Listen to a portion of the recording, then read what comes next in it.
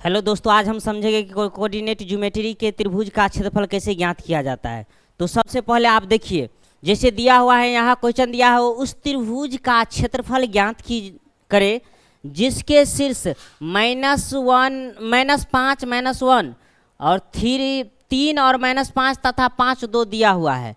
यानी यहाँ दिया हुआ है -5 उसके बाद -1। तो देखिए, उसको हम ज्ञात करने के लिए सबसे पहले आप फार्मूला को याद करना होगा।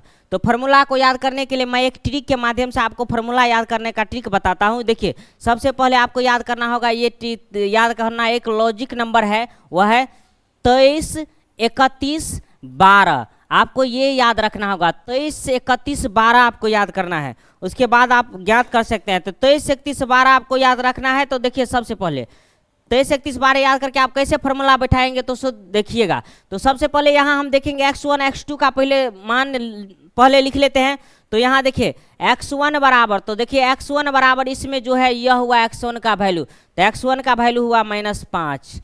उसके बाद देखिए y1, तो y1 का वैल्यू इसी में जो है सो हुआ y1 का वैल्यू, तो जैसे -1।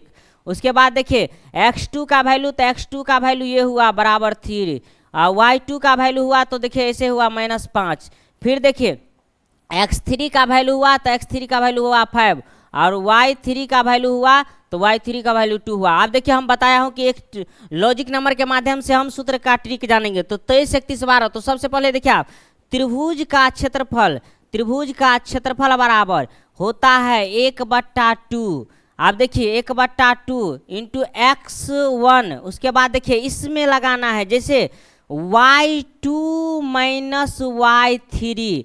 देखिए y2 - y3, यहाँ देखिए x1 हुआ और 23, देखिए 23 है तो वहाँ y2 - y3 होगा। उसके बाद x2, फिर देखिए x1 के बाद x2 करेंगे। उसके बाद x2 करने के बाद देखिए फिर क्या करेंगे, यहाँ 31 है तो इसके मतलब हुआ कि y3 - y1 होगा। उसके बाद देखिए प्लस x3, उसके बाद देखिए 12 है तो y1 - y2 हुआ। इसी तरह हम देखिए याद करेंगे। तो देखिए आप कैसे याद करें, तो 23 31 12, तो यहाँ देखिए a1/2 और देखिए x1, तो यहाँ रूट अंडर, आप देखिए 23 है तो y2 - y3 होगा, प्लस 31 है तो यहाँ देखिए x2 के बाद y3 - y1 प्लस x3, 12 है तो y1 - y2। अब इसके बाद देखिए इसका हम मान बैठाएंगे। तो a1/2, आप देखिए x1 का वैल्यू, तो x1 का वैल्यू क्या है, तो देखिए यहाँ दिया हुआ है, तो यहाँ देखिए हम बैठाएंगे -5।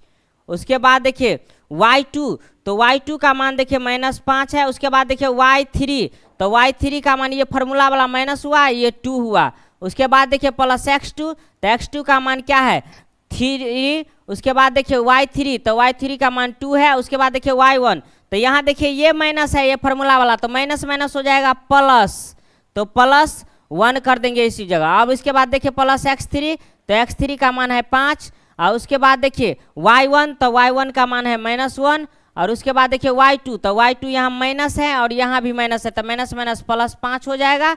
अब देखिए फिर क्या करेंगे 1/2 और उसके बाद देखिए -5, अब दोनों माइनस में है तो जुटेगा, तो -5 और -2, तो 5 2 7 हो जाएगा। उसके बाद देखिए +3, 2 1 3 हो जाएगा। उसके बाद देखिए +5 और 4 में से घट जाएगा तो बचेगा, सॉरी 5 में से घट जाएगा तो बचेगा 4। आप देखिए उसके बाद क्या करेंगे 1/2 और देखिए 7 5 35, माइनस माइनस प्लस हो जाएगा 7 5 35। उसके बाद देखिए 3 3 9, उसके बाद देखिए 5 चौक 20। आप देखिए जोड़िए तो क्या होगा 1/2 और उसके बाद देखिए यह जोड़ेंगे तो 30 20 हुआ 55 और 55 में 9 जोड़ेंगे तो हो जाएगा 64। आप देखिए 64, जैसे ऐसे 9, तो देखिए 9 5 14, 3 2 5 1 6। अब इसको काट देंगे तो 32 दूना 64, यह हुआ 32 वर्ग मात्रक।